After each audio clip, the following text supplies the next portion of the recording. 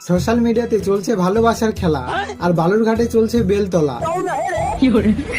বালুরঘাটের বেলতলা নামটি শুনলে আগে বালুরঘাটে বড় পার্কের নামটাই আসে। বালুরঘাট উদ্যান নামে তো কেউ চেনে না, বালুরঘাট বেলতলা পার্ক নামে সবাই চেনে। অনেক শুনেছিলাম সরস্বতী পুজোতে অনেক লোক হয় নাকি, তাই ভাবলাম দেখিয়ে আসি। এই ফাঁকে একটু দেখা যাবে, মানে পার্কের কথা বলছি, মনটাতে একটু ফিল্টার মারো।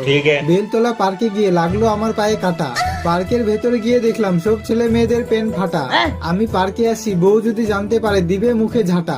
अच्छा পার্কে গেলাম শান্তি খুঁজতে, মনে ছিল আশা। গিয়ে দেখি সবাই জোড়ায় জোড়ায় বেঁধেছে বাসা।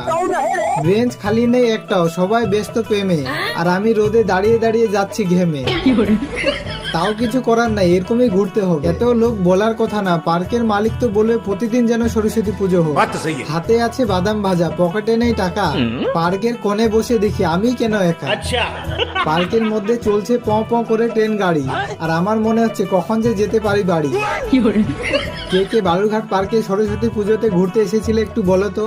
আর হ্যাঁ, পার্কে আমার অনেক ভালোবাসার মানুষের সাথে দেখা হয়েছে, রক্তের সম্পর্ক না হয়েও যারা রক্তের চেয়েও দামি। হ্যাঁ, আমি তোমাদের সবাইকে বন্ধু বলেই জানি। আমার খারাপ সময়ে যখন কাউকে পাশে পাইনি, তখন তোমাদেরকে পেয়েছিলাম, তাই সারা জীবন তোমাদের সাথে মিশে থাকতে চাই।